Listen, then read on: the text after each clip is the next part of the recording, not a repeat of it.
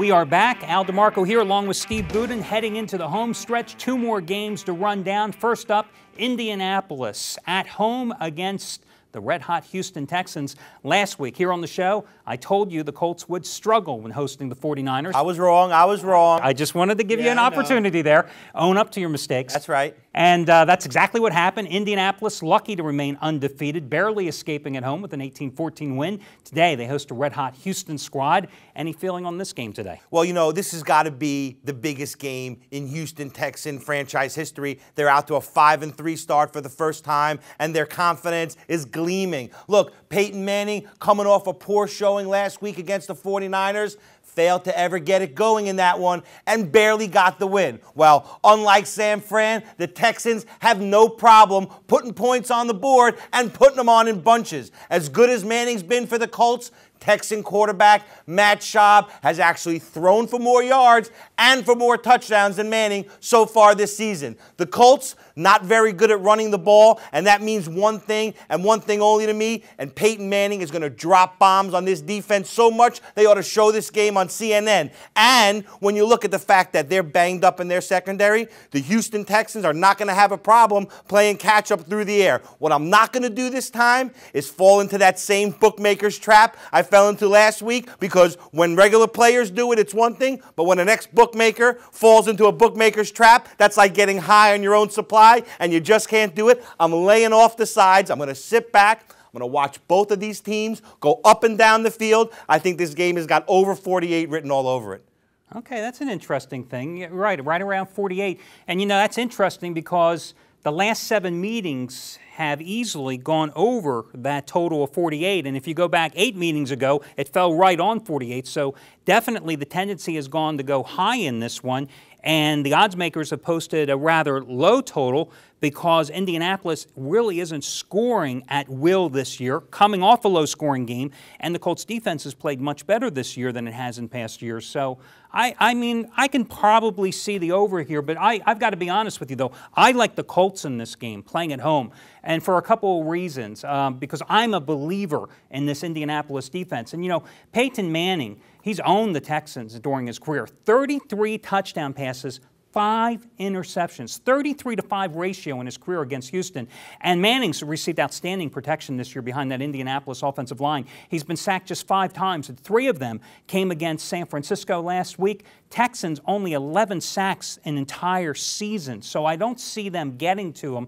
And true, they only had 18 points last week versus San Francisco, but you know, the Colts are 4-1 against the spread, and the next 5 games after they've been held to 18 points or less. And Texans are going to be minus their top 2 tight ends, one of which has 40 catches. They've only faced 1 top 10 defense this year. That was in week number 1 when they hosted the Jets, and we remember what Rex Ryan's defense did to them. And the Colts have won 16 in a row straight up in the regular season. So I think this price is actually a little low because of the way the Colts struggled this last week. So I think we're getting some line value, plus when you consider the way Houston has played. So I'll lay it with Houston. With Indianapolis. Right. I tend to agree with you. I just think a couple of things are factors here. I think, number one, I think that we got to be careful of a look ahead. You know, Indianapolis has 2 big games coming up, New England and Baltimore. And this Texan team is definitely the toughest team that they've faced so far. So they better bring their A game. If they do, they're certainly going to win and cover. Okay, so we're on the, you're going with the over, and I'm going to side with the favorite in this one. I'm still going to root for you in the Colts, but I'm going with the over. Oh, well, this is very reassuring.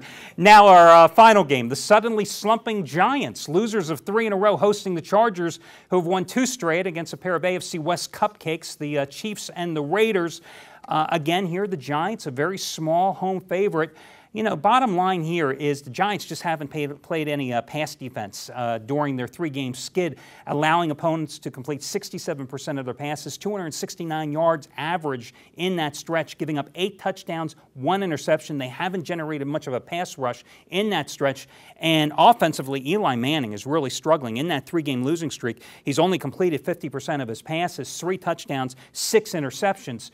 But this is the San Diego Chargers defense. This isn't the Philadelphia Eagles defense they're playing, okay? This is a San Diego defense that's allowed 72% completions. That's one of the worst figures in the NFL. 7 touchdowns versus 1 interception when they faced the likes of Joe Flacco, Ben Roethlisberger, and Kyle Orton, meaning Against cupcakes, they can stop Jamarcus Russell. Against top-notch quarterbacks, they can't stop anybody. And I think also the Giants, who have been criticized this year for not running the ball with any type of consistency, they ought to get Brandon Jacobs involved in the ground game early here, because San Diego is 27th in the league at stopping the run, giving up 4.2 yards per carry. And, you know, in terms of technical trends, this is a team that's 3-7 in its last 10 against the NFC. So I think that you've got to lay the points at this cheap price with the Giants and look for them to rebound. I mean, Tom Coughlin's going to start feeling the heat if they lose 4 in a row. Yeah, I don't remember when this Giants team lost 4 games in a row. Well, I can tell you the last time they lost 3 in a row was back in 2006, so it's been a while. So, you know, this game is as close to a loser-leave-town match as it gets in the NFL. If you lose this game, I think you pack your bags and go home.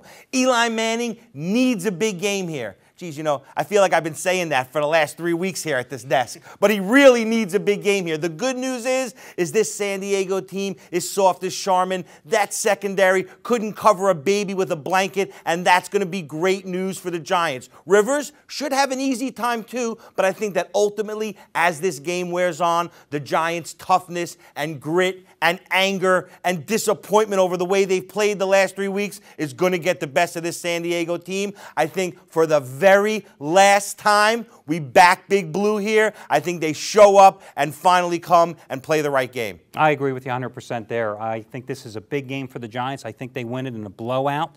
And I just think that this is a must-win, and agree with you. This is the time that you go ahead with the Giants. So we're both in agreement with the Giants, but that's about it this week. We don't agree on too much here other than the weather. I mean, I like the Bengals. You're on the Ravens. We both agree. Accordingly, we buy up or buy down the half point in that game. Miami, New England, you're on the Dolphins. I think New England's going to pummel Miami here in their second straight road game, so I'm willing to lay the points on the Patriots. Houston, Indianapolis, we have a difference of opinion here. You like... I like Indianapolis, but I think the over is a stronger play. Right. You like the over at 48. I'm willing to go ahead and lay the 9 with Indianapolis because I think that's a pretty cheap price for a team that's just been red hot this season. Might be a good two-team teaser spot, too, Indianapolis and the over. Oh, that's right. Yes, and what we mean, of course, is you take Indianapolis down to 3 using the 6 points. Then you take that total down to 42 and then play the over in that game with those 2 prolific offenses. So that'll do it for today's show. Now remember, you can get all the scores, odds, injuries, weather reports, more free picks from the nation's top handicappers, everything you need to be a winner today from us online. Make sure you catch tomorrow's show as Steve and I break down the Steelers-Broncos Monday night matchup as well.